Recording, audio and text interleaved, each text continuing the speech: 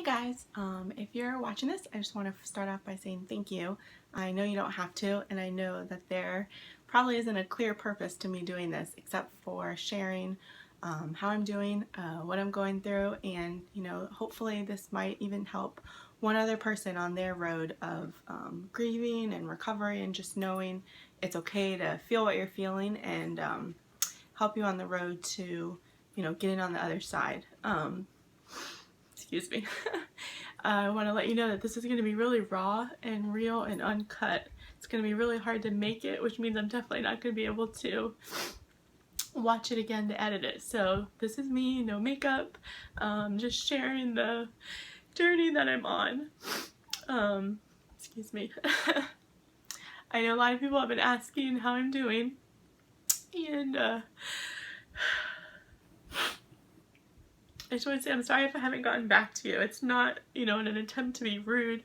I've been chipping away at the text messages that I've gotten since yesterday, and I really have had no strength to listen to voicemails. So please know that I see them, and I so appreciate the love that surrounds both me and Chloe. You might see her around here somewhere, and the prayers that are being lifted up.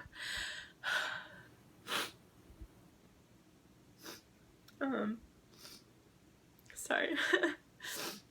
Today's day one, and I decided I'm not quite sure how to share what we're going through. I know a lot of people are asking, and I've been trying to figure out an answer, but it's also really hard to answer everybody, and so it's being torn of so grateful that I'm so loved, and Bubba is so loved, and the friends and family that we have to care enough to even ask and follow up and be praying for us and asking, how can I help and what can I do. And I just want you to know, I can never express my gratitude for you. But right now, this is what I can do in order to share where I am and what I'm working through. And it's a lot easier than getting back to each person individually and having to continue to relive those emotions. So again, if you're watching this, thank you. Please know that I so appreciate you. But being day one, I decided, that I would start a vlog, and if you want to follow me and our journey, we appreciate it. I know that it will get better. We will be okay, and so this is just going to be us figuring out how to get there. Day one's really hard. Yesterday was really hard. But I know it is only day one, and grieving is allowed, and so that's what we're doing. Is grieving, balancing it with trying to get back to a state of happiness, and intentionally choosing joy when we can. So for anyone who's ever grieved, it's a process, and it's learning that it's okay to be sad. I'm really sad, like really, really sad. It's one of those where your heart just hurts, like it aches when you just sit in one place. And so I'm trying to be really diligent and intentional about being okay crying. We got up this morning, and then we took a nap, and then we got up again, and we played outside some, and then we took another nap. And Chloe has been really great through this whole process so far. I know there's a lot ahead, but Bubba was my baby. He was just my everything. He was my comforter, and he was my loving best friend. He just wanted his mommy to be happy, and so that's also another reason that I'm doing this. Is I know he would be sad if he knew how sad I was. So I just want to honor him, and I want to praise him, and I want his memory to be one of love.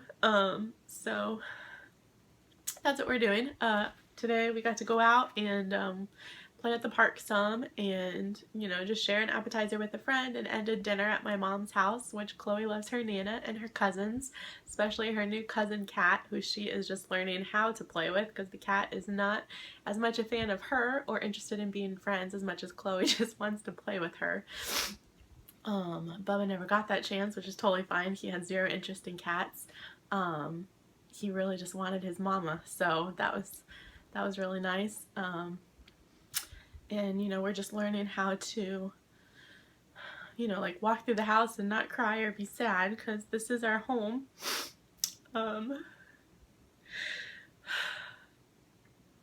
So that's a process.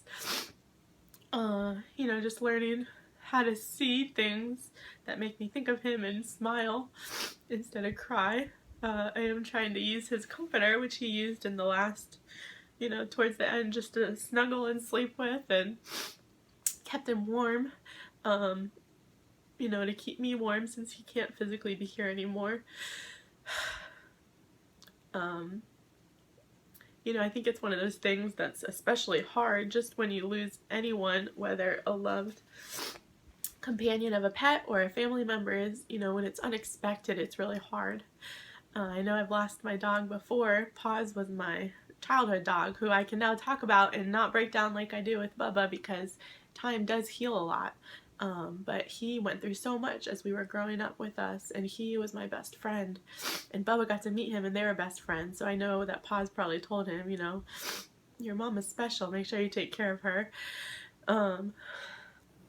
But, you know, Paws is great, and he loved us so much, and I know that we'll get there with Bubba, to that point of being able to talk about him with happy faces and feelings, and not so much sadness. But you know, that's our journey right now.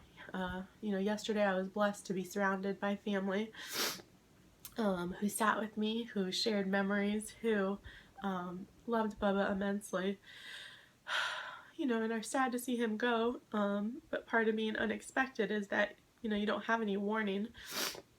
You know, he got really weak, and my mom, you know, being the blessing that she is, was very aware, and, you know, took him in, and what started out as a mystery of what was diagnosed as IMHA, which is a blood disorder, you know, it ended up being found out that his spleen had gotten twisted around itself, and he went in for emergency surgery to remove his spleen, and we just thought that was going to be a heal-all miracle case. You know, but Bubba was emotional, and he didn't have the best kidney values to begin with, but they weren't abnormally high. But things that trigger the progression of that is stress, and, you know, surgery is stressful, healing is stressful, blood tests and monitoring and checking values and car rides to ERs and vets, and, you know, all that's just really stressful, and his mind was fully present at the end, and he knew mommy, and he knew home, and he's a fighter. He wanted to get better so badly. His body just didn't support it. And so, you know, we had to say goodbye unexpectedly, and I think that's what makes this whole healing process especially hard. There just wasn't a warning. You know, when Paz was older, we were prepared. Like, you got to live a great life, and we're so grateful for you, but this is how it's supposed to go. But, you know, Bubba was fine. A little over a month ago, he was running and playing and loving, and then it just changed, and we started our appointments and trying to solve the mystery, and then he had that surgery, and it was just supposed to be a heal-all case. You know, he was supposed to get better, and he didn't. And, you know, all the late night feedings at the ER and visits, and, you know, just praying so hard. You know, we always promised that this would be a message of love, this whole journey, no matter how it ended. And so that's part of what this vlog is going to be just, you know, sharing his memories and sharing our process of healing and sharing how we're doing, because I know he wouldn't want us to be sad, and I know he loved us so much, and he just, when he's thought of, he's going to want us to be happy. And so that's what we're working on. So I know it's day one, and, you know, none of that is going to be achieved quickly. But your prayers are appreciated, and your thoughts are appreciated, and your kind words are appreciated. And, you know, it's that saying, fake it till you make it. And so that's what we're doing, is we're grieving very much because it is still so new. You know, you keep thinking it's just a bad dream, like you're going to wake up, or he's just going to be there in his spot, staring at you, coming with his tail wagging, putting his head into you for kisses and snuggles, and, you know, just to be the lover that he was. But we're also seeking our happiness intentionally, because, you know, in any state, whether you're grieving or just you're having a bad season for whatever reason, Happiness is a choice, and that's something that I've learned along the way in life through my personal development and mentorships with all sorts of people is you have to choose joy and you have to choose happiness daily, and so that's what we're doing. We laughed today a lot, which is nice. We had fun, so we're also allowed to cry, which I know too. You know, right now the grieving is outweighing the joy, which is okay. But, you know, I just have to keep that temporary, and we know that too. So Chloe is missing her brother. You know, she sniffs everywhere for him. My clothes, which I need to apparently wash again. You know, his bedding and blanket and outside where he just loved laying, especially in his final days and hours. You know, luckily she did get to be with him before the end and at the end and after the end. So she got to sniff him and lay with him, and you know, she's not unsure, like, you know, it's not like he didn't come home. Like she got to be with him, and she knew he was sick. You know, she was very gentle with him at the end, and she just knew that you know, he wasn't doing well, which is nice that she got that time. That's what I really wanted for her. But it doesn't mean she doesn't miss him. You know, she still looks for him in the house, and you know, she's getting back to where she's eating well and playful, but I don't expect it to be a fast process for her either. But we will get there. You know, both of us, we're being intentional about it. So that's our day one update. I apologize for all the tears, and I thank you for watching this. And I just hope that you understand, if I haven't been able to get back to you, that it's not trying to be rude. You know, it's just where we're at right now. We're taking strides to get from A to B, but we will get there. And we're so appreciative of our friends and family as you guys are surrounding us with love, whether kind words, prayers, physical presence, whatever it is. We are just so very grateful. And that's that. You know, if you ever got to know Bubba or had time with him, you know, I'm grateful for that. And even if he didn't love you as much as Mama, please understand that's because he was a mama's boy. And you know, he's going to be very missed.